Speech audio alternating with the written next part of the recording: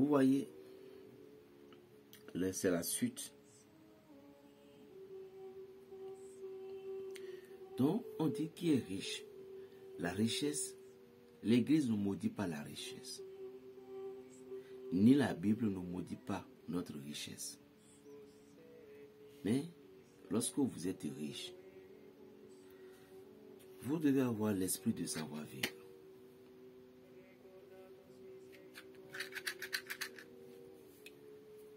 L'allumette ne peut jamais changer pour dire qu'il est devenu une pierre. C'est lui qui apporte toujours la flamme. Avec une seule tige de l'allumette, on peut brûler complètement un quartier. Vous êtes d'accord avec moi?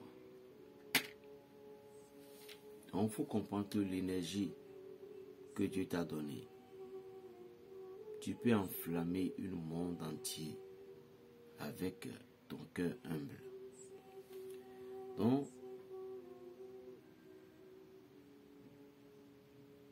pour avoir certains miracles, la première des choses, c'est la confiance. La confiance. La deuxième, c'est l'abandon. Croire à ne pas y penser.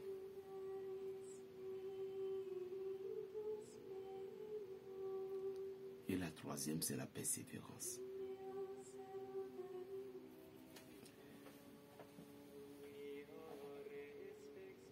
Si vous êtes devenu maître d'études et vous n'êtes pas compétent dans certaines filières, vous êtes obligé de faire recours à une sœur, à quelqu'un qui est déjà dans les domaines, n'est-ce pas? Ça veut dire, dans la spiritualité, nul ne connaît rien.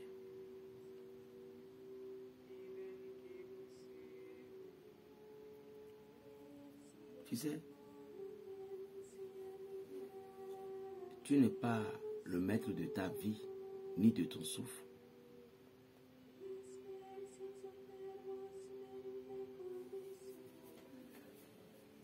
Quelqu'un m'a posé la question pour dire comment il pouvait pardonner. Tout d'abord, si vous êtes un homme spirituel,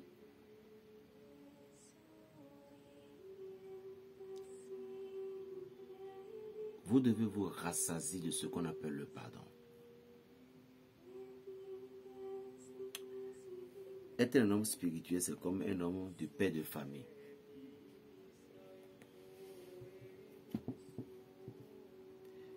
J'avais partagé une duo entre-temps. Et puis j'ai dit, tous les enfants que vous avez, c'est-à-dire tous les enfants que vous avez mis au monde, ne pensez pas que eux tous vont vous obéir ou eux tous vont vous comprendre. Parce que c'est le python qui donne la naissance à toutes les autres serpents.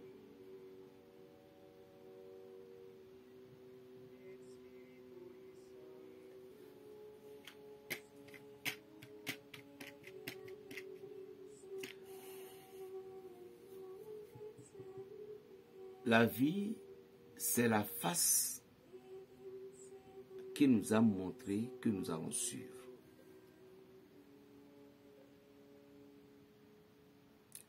Le secret que moi je vais vous donner, vous devez comprendre que il n'y a rien sans sacrifice dans cette vie. Sans sacrifice, il n'y a rien de la réussite.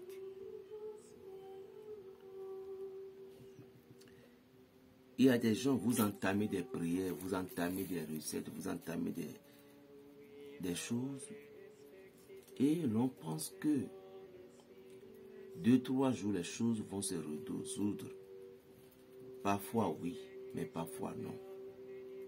Mais si vous faites une prière à quelqu'un, ou soit c'est la personne qui fait la prière,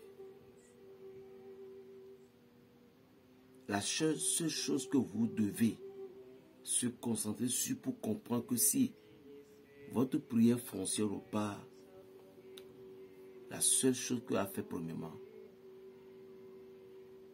c'est de concentrer d'abord sur votre esprit pour voir quelle est la paix qui s'est introduite dans votre esprit. Il y a un ami de l'Italie, un vrai chrétien. Il a fait un témoignage pour moi, ça me fait beaucoup plaisir. Il dit, berger, avec les enseignements que nous recevons, avec un peu de prière que nous faisons, sans te mentir, nous avons la paix. Que au moins la tranquillité est venue. Et il y a ci, il y a ça. Je vous jure. Ce n'est pas que j'attends qu'il me dise que nous avons récolté les millions de... Non. La plus importante toujours des choses là, est-ce que la manière dont que tu étais avant, non. À moins que toi tu l'as donc il te reste encore. Il doit avoir forcément quelque chose que le maître doit toucher en toi. D'abord, c'est ton cœur. Parce que si vous n'avez pas la tranquillité de l'esprit, comment pensez-vous à réussir votre vie? Vous ne pouvez pas. S'il n'y avait pas la paix dans le foyer, dans votre service, comment pensez-vous à réussir votre vie? Cherchez d'abord la paix intérieure. Parce que Dieu nous appelle d'abord premièrement pour la paix intérieure. Tous ceux qui suivent Jésus, vous tous qui me regardez, Royaume-Uni, mes deux sœurs là-bas, États-Unis, Canada, tout, un peu partout dans le monde.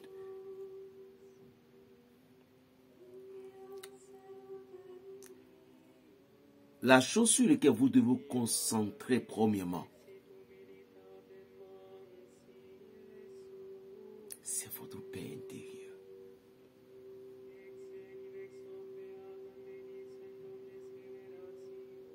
C'est votre paix intérieure. Il y a des gens, berger, bon, l'argent ne rentre pas encore, bon, mais concernant ma santé là, bon, ça va. Je suis tranquille à moi, je me sens un peu à l'aise, je sens à l'aise. Mais voilà. Parce qu'au moment dont vous avez la paix dans le cœur, je parie que vous allez arriver à résoudre tout problème. Parce que, qu'est-ce que les ennemis utilisent pour détruire la vie d'un individu? C'est de lui bouleverser la cervelle. Lorsqu'on vous envoie l'esprit de bouleversement de la cervelle, tout est fauché chez vous. C'est le déséquilibre total. C'est l'échec total. Voilà.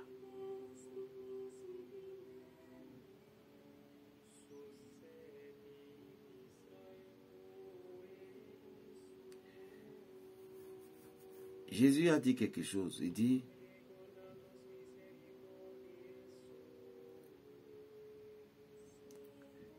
cherchez d'abord le royaume des cieux, et tout ce qui reste vous viendra par surcroît. Le royaume des cieux. Il a encore dit dans la maison de Pierre, voici, le royaume des cieux est au milieu de vous. Où est le royaume des cieux? Le royaume des cieux ne vient pas à la manière de façon regard, frapper.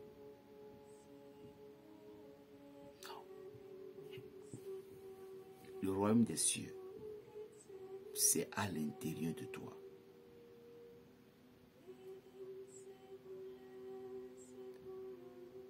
C'est pourquoi ne te crée pas tellement de soucis.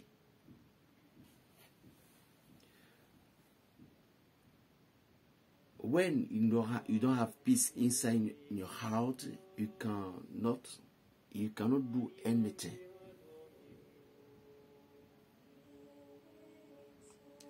Je sais que tu es malade, je sais que tu souffres, je sais. Mais ce que j'ai à te demander, est-ce que tu avais des petits soucis avant, t'es appelé ici et ici?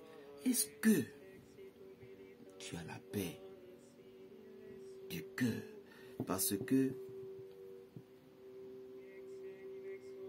avant de comprendre les miracles de Dieu dans votre vie, vous devez faire un examen de conscience. Prenez un bic et puis notez chaque situation, chaque problème que vous avez entre-temps, dans un temps. Après les avoir notés, maintenant, et vous avez commencé par réciter chapelet, rosaire, ou bien regarder la vidéo de Berger Raphaël, ou bien quelque chose de spirituel. Vous avez regardé pendant une semaine, 2 semaines. Maintenant, analysez toutes ces choses-là et commencez par regarder ce qui n'est plus dans ces listes-là, comme la colère, comme la haine, comme le manque du pardon, comme le sourire, comme la joie, comme si... Il faut commencer par analyser toutes ces choses-là. Je te parie que parmi les listes que tu as dressées là, tu dois avoir au moins 5 parties définitives. Tu sais pourquoi? Parce que quand le maître vient, le royaume dont il parle, c'était en toi. Donc il faut que le maître doit s'asseoir dans ton royaume et devenir roi. C'est-à-dire, il faut que le maître doit s'asseoir pour résoudre les problèmes qui sont à l'intérieur de toi et impose la paix divine sur toi.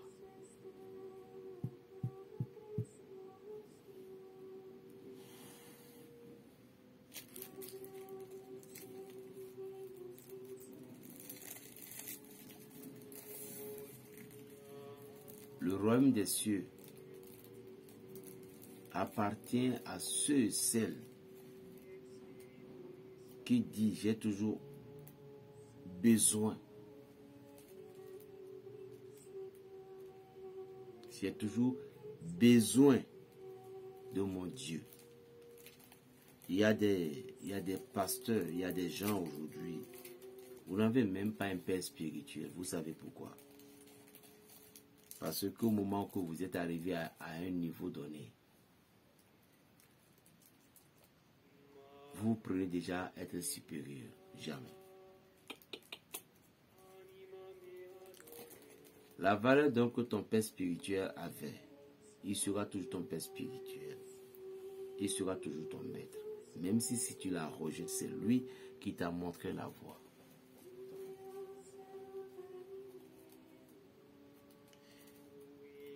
Un pasteur qui commence par faire des miracles dans une église, les gens commencent par crier, le pasteur là est fort. À un moment donné, toi pasteur, tu as oublié que cette puissance-là, ça vient de Dieu. Lorsque vous n'êtes pas pauvre de cœur pour aller au royaume des cieux, le pouvoir que le Seigneur t'a donné, pourquoi tu ne commences pas à te changer? Parce que tu ne veux plus être pauvre de cœur. Là, quand tu commences pas à te gonfler, tous ces fidèles-là, ils vont se retourner. Et aussi, il y a une belle histoire que Jésus avait fait avec Pierre, Jacques et Jean. Le jour que le Seigneur ira dans la maison de Matthieu pour une invitation, parmi les apôtres de Jésus-Christ, il y avait Jacques, si je me rappelle bien, dit Seigneur, Nous, on te suit parce que nous savons que tu es le Messie. Nous, on te suit parce que nous croyons en toi. Mais là où tu vas, là, dans la maison là que tu vas, ça c'est les paniers. Et quand tu iras là-bas, les gens vont entendre ça là. Ils vont tous t'abandonner.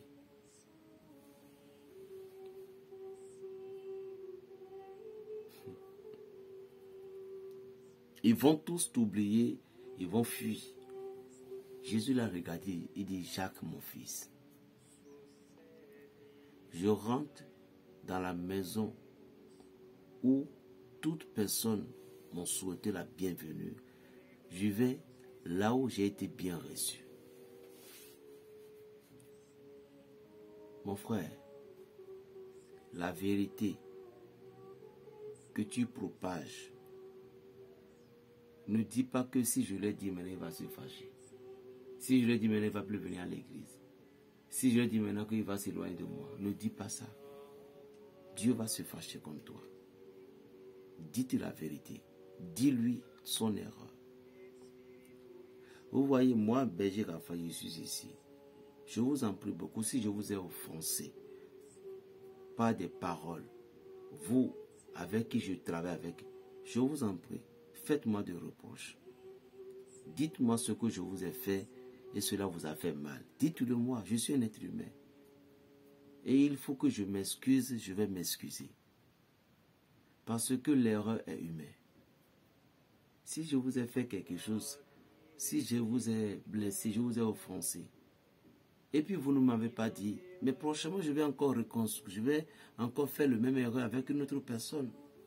Dites-le moi. Berger, c'est ce que tu as fait, ça m'a énervé. Berger, c'est pas ce qui a été convenu et tu as fait ci. Dites-le moi, je suis un être humain. Bien sûr, parce que la parole de l'Éternel dit, celui qui n'aime pas les reproches n'est pas digne de moi. Mais moi, je veux être digne de Jésus-Christ. Dites-moi, mon frère, ce que tu as dit là, moi, je ne suis pas d'accord, mais c'est bon.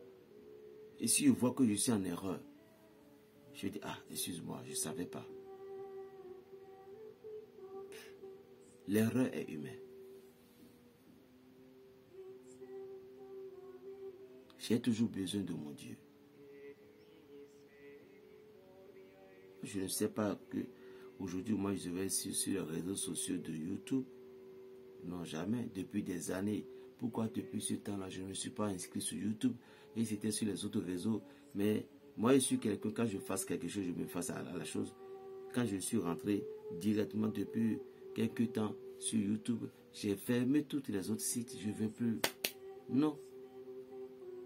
Je voudrais me concentrer spécialement pour les abonnés, ceux qui sont ici.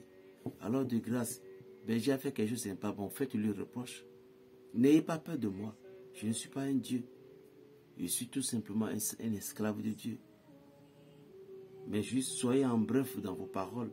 Berger, tu m'as fait ci, tu m'as fait ça. Mais je ne parle pas des gens qui m'envoient des messages, et puis commence pas à ce que moi j'ai déjà partagé. C'est de là maintenant qui dit que est-ce que l'eau là, on va renverser ça là-bas, est-ce que la plante là, et non, non, non, je ne parlais pas. Ceux dont avec qui je travaille déjà,